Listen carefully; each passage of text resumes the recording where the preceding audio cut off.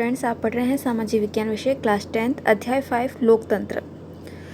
अब हमने पिछली क्लास में जो है लोकतंत्र की जो भी विशेषताओं के अंतर्गत विशेषताओं को पढ़ा, उसके उपरांत जो है हमने इसके लाभ को पढ़ा। अभी जो हमारा नेक्स्ट टॉपिक रहता है वह है हमारा लोकतंत्र के दोष। अब लोकतंत्र के क्या क्या दोष हैं उसके बारे में हम पढ़ना स्टार्ट करेंगे। पहले जो है जब भी आपकी क्लास होती है उससे पहले जो है जहाँ तक जो है मैंने पढ़ाया है वहाँ जहाँ तक पढ़ाया गया है उसको आपको रिवाइज़ करना है और एक बार पढ़ना है, ठीक है। उसको पढ़ने के बाद में आपको ये क्लास जो है अटेंड करनी है, ठीक है। अभी जो है हम पढ़ने जा रहे हैं लोकतंत्र के क्या क्या दोष हैं, ठीक है। तो पहला दोष है इसमें जब हम पढ़ने जा रहे हैं वह है आपकी लोकतंत्र की व्यक्ति संबंधित धारणा भ्रमपूर्ण। लोकतंत्र व्यक्ति को बुद्धि व विवेक संपन्न मानता है, अतः उसे मताधिकार देता है और मानता है कि वह राजनीतिक मामलों में परिपक्व निर्णय देने में समर्थ होगा। किंतु आलोचकों का मत है कि व्यक्ति मूलतः ऐसा अबौद्धिक प्राणी है जो अपने मूल आवेगों से चालित होता है और इसलिए व्यक्ति को जब मताधिकार दे दिया जाता है तो हमें व्यवहार में लोकतंत्र की जगह भीड़ तंत्र मिलता है। यहाँ पर आप सभी को पता है कि जब हमें मताधिकार का अधिकार दिया गया है तो इसका कारण क्या है, कहीं ना कहीं हमें कुछ ना कुछ बुद्धि या विवेक होगा, तभी तो हमें इसके लिए चुना गया कि हम किसी प्रतिनिधि को चुने जो हमारी समस्याओं का निवारण करे, ठीक है। तो यहाँ पर इस जो पॉइंट हमेशा ये ध्यान रखना कि जो पॉइंट्स हम विशेषताएं और उनके लाभ में पढ़ते हैं वही लाभ और विशेषताएं जो है उसके दोष का जो है कारण भी बनती है। हमने मताधिकार का जो है हमारा जो अधिकार है मताधिकार का वह एक लाभ में पढ़ा था, लेकिन यही लाभ जो है ये दोष भी हैं। क्यों दोष हैं? क्योंकि व्यक्ति जो है जो कुछ आलोचक हैं जो इसको गलत मानते हैं मताधिकार के अधिकार को। क्यों? क्योंकि उनका मानना है कि मनुष्य जो है व्यक्ति जो है क्या है, एक अबौद्धिक प्राणी।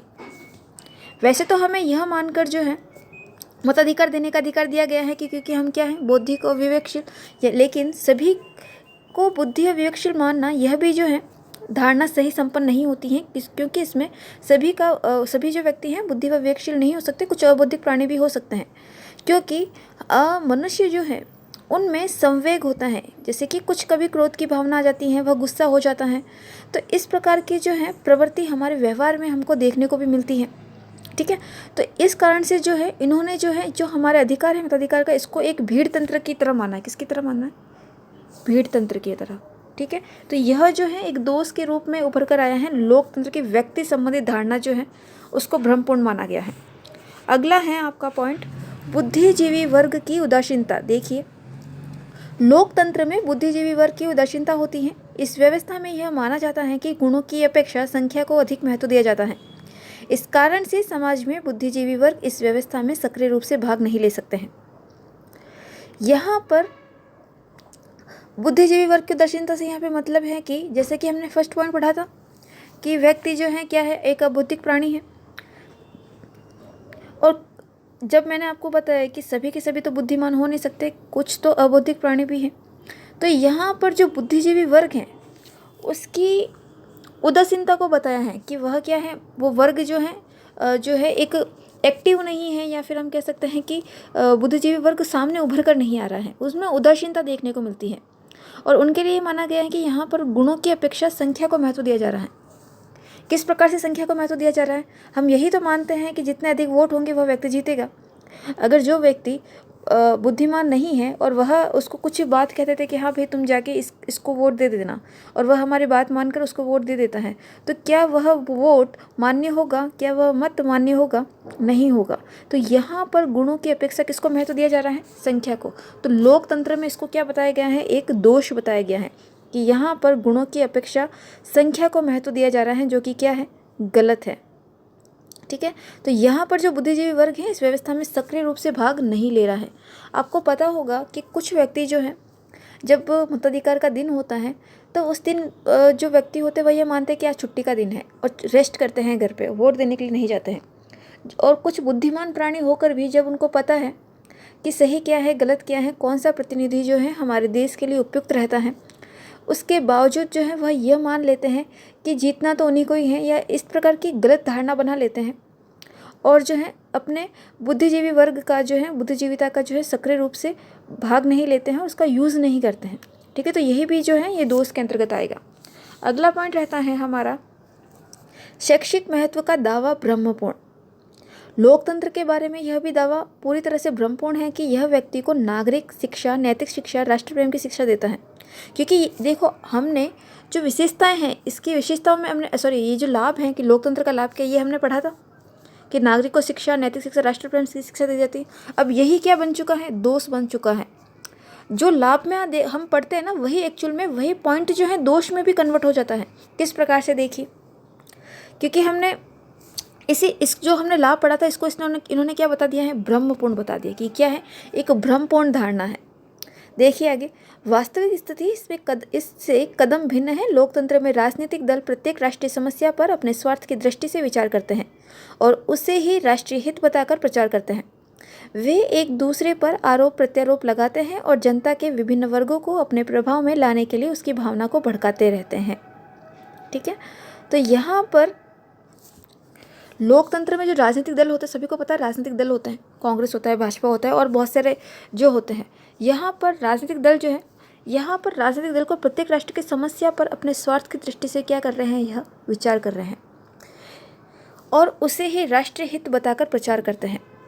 यह तो इस बात को जो है सभी जानते हैं कि ये जो दल है, यह जब प्रचार करने के लिए आते हैं, वैसे तो इनका जो ये प्रचार करने के लिए आता है, ये हमारे लिए सोच के बताते कि हम आपके लिए कुछ ना कुछ करेंगे, लेकिन एक्चुअल में यह स्वार्थ, अपना जो स्वार्थ होता है प्रतिनिधि बनने का, वह स्वार्थ ही सिद्ध करते हैं। इसके अलावा जो है इनमें और कुछ नहीं होता है।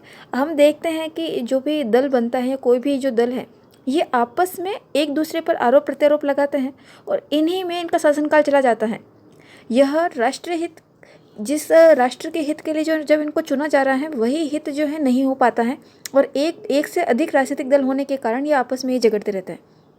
ठीक है, तो इस कारण से जो है और आरोप प्रत्यारोप लगाकर जनता के जो विभिन्न वर्ग हैं, आपको पता है कि ज़्यादातर जो है सभी को, वैसे तो इस बात को नहीं कहना चाहिए, लेकिन फिर भी हमको सभी को पता है कि किस प्रकार से जो राजनीतिक दल है, वर्ग, आपको पता होगा कि जो राम मंदिर का, जब ये राम मंदिर का निर्माण हो रहा था, तब ये राम मंदिर के निर्माण में एक धर्म को जो है, एक राजनीति और धर्म दोनों एक अलग अलग है, लेकिन राजनीतिक दल जो है अपनी सत्ता को बनाए रखने के लिए, सत्ता को लाने के लिए क्या करते हैं, इस प्रकार की धार्मिक नीतियों को लोगों में जो है लोग जो होते हैं उनको भड़काते हैं या फिर उनमें इस प्रकार के अलग अलग धर्म की बात कहकर उनको आपस में जो है जनता के मध्य ही जो है इस प्रकार की भावना को भड़काते हैं, ताकि लोग जो हैं इसमें बिजी रहें या फिर और इस प्रकार से जो है धर्म के आधार पर जो हमें वोट दे कि हम जो है आपके लिए ये कर रहे हैं या ये कर रहे हैं, और उनको ये समय ही नहीं मिले या उन्हें इस प्रकार का ज्ञान ही प्राप्त नहीं हो कि हमारे लिए कौन सा राजनीतिक दल सही है। तो इस प्रकार की स्थिति जो है, इस प्रकार की स्थिति हमको देखने को मिलती है। बस उस देखने का नज़रिया होना चाहिए, वो चीज़ हमारे तक पहुंचनी चाहिए। आगे देखिए, लोकतांत्रिक स्वतंत्रता व समानता भ्रमपूर्ण है। लोकतंत्र व्यक्तियों को राजनीतिक स्वतंत्रता व समानता प्रदान करता है, किंतु यह व्यक्तियों को आर्थिक स्वतंत्रता व समानता प्रदान नहीं करता। आर्थिक स्वतंत्रता व समानता के अभाव में व्यक्ति की राजनीतिक स्वतंत्रता व समानता ही अर्थहीन हो जाती हैं। लोकतंत्र में चुनावों में धनिक खड़े होते हैं और वे अपने धन की शक्ति और प्रभाव के द्वारा चुने जाते हैं। आप सभी ने देखा होगा कि कोई भी व्यक्ति जब राजनीति में उतरता है या कोई भी नेता बनने के लिए, प्रतिनिधि बनने के लिए नियुक्त होता है या कोई भी खड़ा होता है व्यक्ति, जब वह व्यक्ति खड़ा होता है चुनाव में, तो चुनाव में जब खड़ा होता है तो हम ज़्यादातर वही व्यक्तियों को देखते हैं जो क्या है, धनवान है, धनी है, ठीक है, अमीर है। हमने अभी तक जो है ऐसे किसी भी व्यक्ति को नहीं देखा जो क्या है, गरीब है। तो यहाँ पर किसका हनन हो रहा है, स्वतंत्रता और समानता। जो हम कह रहे हैं कि समानता का अधिकार है हमें, कोई भी व्यक्ति चुनाव में खड़ा हो सकता है, लेकिन कोई भी खड़ा नहीं होता है। जो व्यक्ति जिनके पास में धन अधिक होता है, क्योंकि आपको पता है कि चुनाव जब व्यक्ति लड़ता है तो कितने सारे धन की आवश्यकता होती है पहले, क्योंकि यह जानने के बावजूद कि हम हार भी सकते हैं, जीत भी सकते हैं। अगर जीतते हैं तो फिर पैसे वापस मिलते हैं गवर्नमेंट के द्वारा, अगर नहीं जीतते हैं तो वो पैसे ऐसे ही जाते हैं। तो जो व्यक्ति धनवान होगा तो वही तो खड़ा होता है, और गरीब व्यक्ति जो होता है इस प्रकार की जो है चुनाव में खड़ा नहीं हो पाता। तो यहाँ पर इस कारण से यहाँ पर स्वतंत्रता समानता के भ्रमपूर्ण है, इस प्रकार की नीति को बताया जा रहा है लोकतंत्र में। अगला पॉइंट है आपका राजनीतिक दलों का दुष्प्रभाव। लोकतंत्र के संचालन के लिए राजनीतिक दल परम आवश्यक माने जाते हैं, किंतु राजनीतिक दल प्रणाली में अनेक दोष भी होते हैं। इनके कारण लोकतंत्र में विकार आता है। सिद्धांत रूप में सभी राजनीतिक दलों का निर्माण राष्ट्रीय हित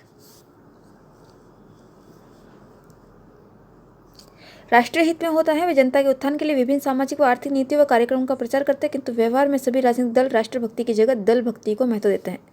इसमें कुछ समझाने वाला वैसे है नहीं, बस यही है कि राजनीतिक दल जो है ये एक दल ही बनकर रह गया है। इनमें कोई भी राष्ट्रभक्ति देखने को नहीं मिलती है। इनका सारा कार्य जो है अपने दल के परिपूर्ण या पोषण के लिए ही रहता है। ये अपने दल को मजबूत करने में लगे हुए होते हैं, अपने दल को, अपने राष्ट्रीय दल को सत्ता में लाने में लगे रहते हैं कि किस प्रकार से इस साल की सरकार जो है हमारी होगी। तो यह भी जो है इनकी लोकतंत्र में दोष देखने को मिलता है। अगला पॉइंट है उत्तरदायी शासन प्रणाली। सिद्धांत रूप में लोकतंत्र को जनता के प्रति उत्तरदायी शासन बताया जाता है, किंतु व्यवहार रूप में लोकतंत्र अनुत्तरदायी दिखाई पड़ता है। लोकतंत्र शासन में असफलताओं की जिम्मेदारी कोई भी पक्ष अपने ऊपर नहीं लेता। जब भी कोई बड़ी असफलता मिलती है तो सरकार विरोधी दल के आंदोलनों व अड़ंगा डालने की नीति को असफलता के लिए उत्तरदायी बताता है, किंतु विरोधी दल असफलता के लिए स्वयं सरकार की नीतियों को दोष बताते हैं। यहाँ पर जो दल बने हुए हैं वह एक दूसरे पर आरोप प्रत्यारोप करने में लगे रहते हैं, एक दूसरे के विरोधी बने रहते हैं। इनमें जो है आप सभी देखो, आप सभी जो है अभी जो वर्तमान में जो है जिस प्रकार का चुनावी माहौल है, अगर आप ध्यान दोगे तो सभी जो है एक दूसरे के विरोधी बने हुए हैं। ठीक है, तो यहाँ पर जो है इनके व्यवहार रूप में यहाँ पर लोकतंत्र शासन में असफलता की जिम्मेदारी भी जो होती है उनकी, अगर वह असफल हो भी जाते हैं तो वह कोई भी पक्ष अपने ऊपर नहीं लेता है कि हमारे कारण से जो है हम असफल हुए हैं। तो उनको असफलता मिलती भी है तो सरकार विरोधी दल के आंदोलन में अड़ंगा डालने की नीति को भी असफलता के लिए क्या करते हैं, उत्तरदायी बताते हैं।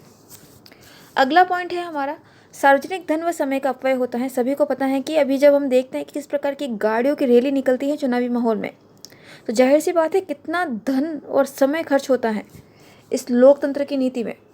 तो इसको ज़्यादा आप एक बार इसको रीड कर लेना। उदासीन मतदाता जो लोकतंत्र जनता का शासन कहलाता है। सभी को पता है कि एक जनता के द्वारा जो है प्रतिनिधि चुना जाता है। जनता जब वोट करती है, मतदान करती है उसके द्वारा, लेकिन चुनावों में मतदाता पर्याप्त रुचि नहीं रखते हैं। जो व्यक्ति है, जो जनता है, वो चुनाव में अपनी रुचि नहीं रखता है। राजनीतिक दलों तथा उनके उम्मीदवारों के अत्यधिक प्रयत्नों के बावजूद मतदान में 50 से 60% सभी को पता है, जैसे कि मैंने अभी थोड़ी देर पहले ही बताया था कि सभी लोग जो हैं अपना वोट का जो उनको अधिकार मिला है वो देते ही नहीं है। कम वोट आते हैं, उनमें से सिर्फ 50 से 60% के बीच जो है मतदाता भाग देते हैं, भाग ही नहीं लेते। तो यह भी जो है उदासीनता है मतदाता के विषय में। संकट काल की दृष्टि में कमजोर शासन। जब भी भारत में या विश्व में, भारत की बात कर रहे हैं तो यहाँ पर हम भारत की बात करते हैं कि भारत में या कोई अन्य देश भी ले लेते हैं, जब हम लोकतंत्र पढ़ रहे हैं तो इसका एक दोष ये भी है कि संकट काल की स्थिति में ये लोकतंत्र वाली जो व्यवस्था है वह क्या हो जाती है, शासन क्या हो जाता है, कमज़ोर हो जाता है। यहाँ पर एक एग्जाम्पल दे रखा है। द्वितीय विश्व युद्ध में ब्रिटेन के अलावा सभी यूरोपीय लोकतंत्र देश नाजी जर्मनी के सामने और द्वितीय विश्व युद्ध के बाद पूर्वी यूरोप के लोकतांत्रिक राज्य साम्यवादी सोवियत संघ के सामने कमज़ोर सिद्ध हुए थे। आपने अपने जो पिछली क्लास है आपकी 9th क्लास में आपने पढ़ा होगा विश्व युद्ध के समय जर्मनी जैसे देशों की, रूस जैसे देशों की क्या स्थिति हो गई थी विश्व युद्ध के दौरान। तो वहाँ पर उन स्थिति से लड़ने के लिए एक सशक्त शासन की आवश्यकता थी, लेकिन वहाँ का शासन कैसा था, कमज़ोर था, जो इस प्रकार की स्थिति को हैंडल नहीं कर पाया। ठीक है, नेक्स्ट पॉइंट रहता है आपका लोकतंत्र विश्व शांति का समर्थक नहीं है। जो विश्व में शांति बनाए रखने के लिए लोकतंत्र क्या नहीं है, समर्थक नहीं है। किस प्रकार से?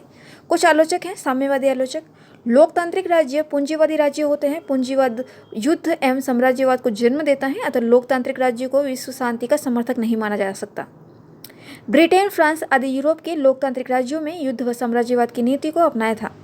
यद्यपि वर्तमान में यूरोप के समृद्ध लोकतांत्रिक राज्य युद्ध एवं राजनीतिक साम्राज्यवाद के विरोधी दिख पड़े थे, किंतु उनकी नीतियाँ एक नए प्रकार के आर्थिक साम्राज्यवाद को जन्म दे रही है, जिसे हम नव उपनिवेशवाद कहते हैं। वे बहुराष्ट्रीय कंपनियां या अंतर्राष्ट्रीय आर्थिक संस्थाओं की मदद से अफ्रीका एशिया की अर्थव्यवस्था को अपने हित में प्रभावित कर रहे हैं। साम्यवादी विचारकों का मत है कि आधुनिक काल में लोकतंत्र और पूंजीवाद की सांठगांठ है और यह विश्व शांति के लिए खतरा है। यहाँ पर अगर पूर्ण रूप से यह एक इसको सार रूप में कहें, अगर मैं इसको पूरे सार रूप में कहूँ तो इसमें यही नज़र आता है कि जो विभिन्न देश हैं, तो यहाँ पर सभी जगह जो है, जैसे कि यूरोप के ब्रिटेन और फ्रांस आदि देश हैं, तो यहाँ पर लोकतांत्रिक जो ये राज्य हैं, यहाँ पर युद्ध व साम्राज्यवाद की नीति को अपनाया था। लेकिन वर्तमान में जो है यूरोप के समृद्ध लोकतांत्रिक राज्य युद्ध राजनीतिक साम्राज्यवाद के विरोधी दिख पड़े हैं। अभी जो है इस प्रकार की नीति को क्या बता रहे हैं, विरोधी बता रहे हैं।